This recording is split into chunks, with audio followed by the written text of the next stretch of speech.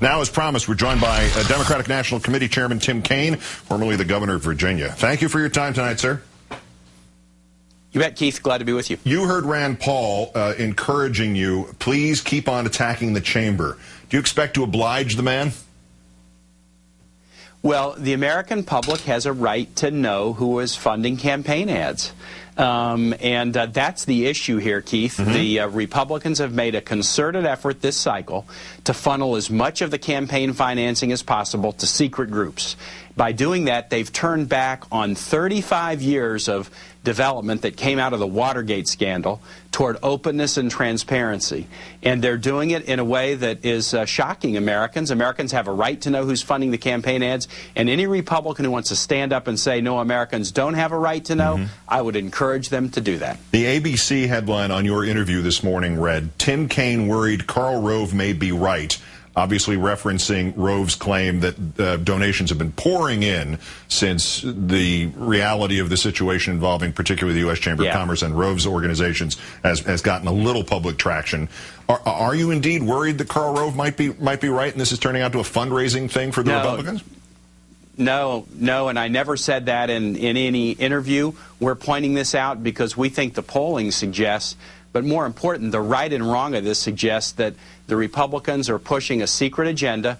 They are over, and the story of this, for the reporters that care to focus on it, and I'm glad that you are, is that the Republicans are running a concerted effort to hide their donors from the American public. And the reason they're doing that is that the American public would be shocked to find out who is supporting their candidates. It's people who want to repeal Wall Street reform, repeal health care reform, possibly others, even including foreign entities who are promoting the outsourcing of American jobs in the midst of the worst economy since the 1930s. They're embarrassed about who their donors are, and that's why they're hiding them.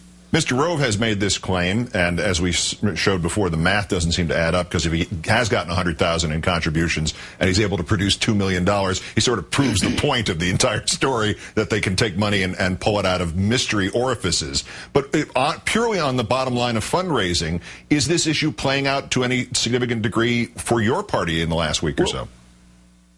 Well, Keith, yeah, we've seen, look, the Democratic National Committee, all of our dollars come from individuals. We don't raise money from corporations, PACs, or federal lobbyists, and we're raising more money than we've ever raised in our history in a midterm election.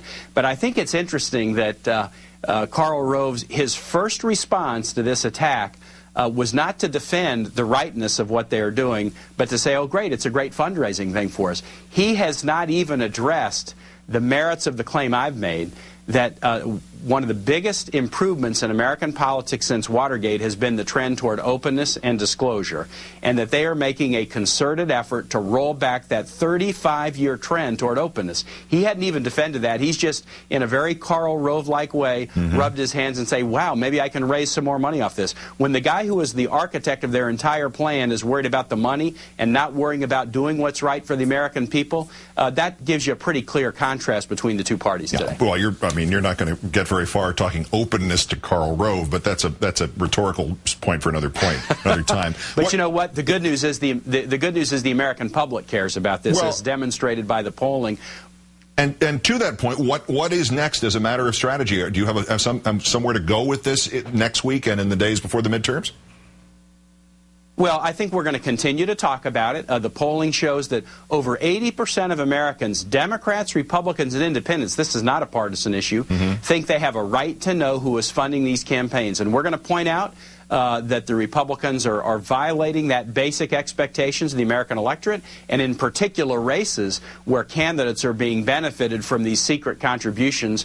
We're going to put them on the carpet and have our candidates, as in the Kentucky race you showed, pin down their folks about why they are trying to buy elections with secret money. Well, good luck with that, because it's like trying to pick mercury up off the floor, particularly in the case of Dr. Paul in Kentucky. The chairman of the Democratic National Committee, Governor Tim Kaine, great thanks for your time. Have a good weekend.